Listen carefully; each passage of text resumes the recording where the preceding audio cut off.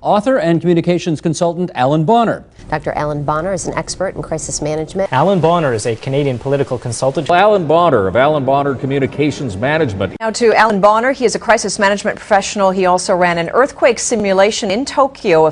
Allan Bonner is a security expert. He's a communications consultant who has prepped hundreds of political candidates for debates. Well, they would have a discussion with their pollsters and their advisors and say, no, if we go down to the spin room, are we going to look desperate? Are we going to get a question we didn't want? Are we going to look like we're usurping our supporters who are already down there saying nice things to the media? And they almost drive themselves out of their minds trying to make a strategic decision about whether to come here or not. I think Spitzer used too many weasel words. He kept calling this a private event. Well, when you're a public person, you don't have very many private events. Debates are one-stop shopping. Nobody really focuses on the campaign unless there's some unbelievable issue until the debate. One-stop shopping. No new information, usually. No knockout punch, usually.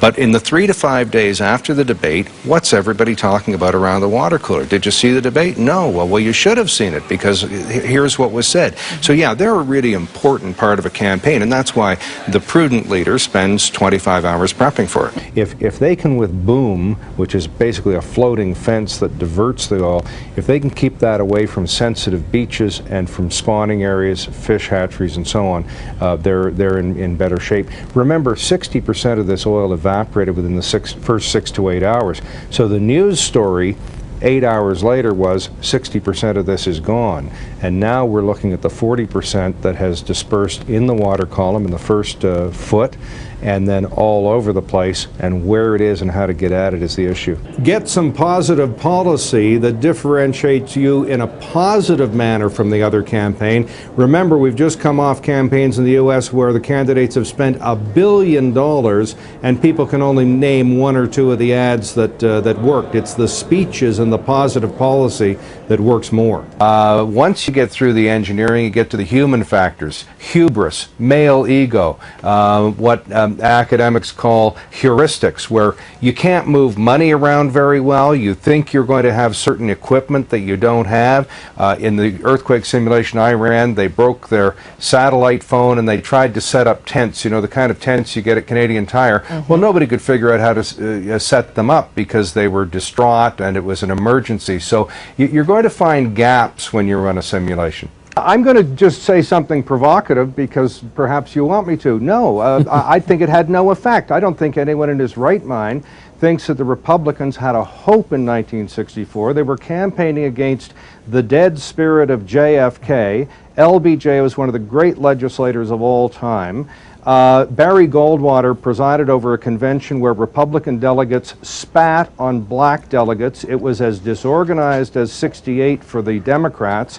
Even his own party elders, including Nelson Rockefeller, denounced his speech. The negative ad was a bit player in a much bigger movie. What could these leaders do to make that nonverbal communication as powerful as possible? Well, you can see me nodding yes to the nonverbal question. 50 to 75% of your impact is nonverbal. Now look, we're standing, and I'm glad you did that because they are going to be standing. This is a different kettle of fish without a chair or without a podium. They may have a super about here in the television screen. They need to gesture above it. They need to lean into their opponent. They need to look over to the moderator, Steve Paikin. They might gesture to an audience if there is one. So they have to really get comfortable in their space. What should Canadian politicians be learning from what's happening right now in the United States? Well, they should be very, very cautious about trying to translate anything that goes on in America to Canada. We have such a different electoral system. The money is different. An American president will spend $100 million becoming president. A Canadian prime minister spends $1 million becoming the leader of the party. A senator or a governor will spend $30 million. One of our MPs spends $100,000. So the way the money is raised and spent, the use of television, etc., it just does not translate. Allan Bonner from Allan Bonner Communications Management, Inc. Crisis management expert, Dr. Allan Bonner. Allan Bonner is a crisis management professional. He's joining us from Toronto on this. We appreciate it. Thank you. Bye-bye.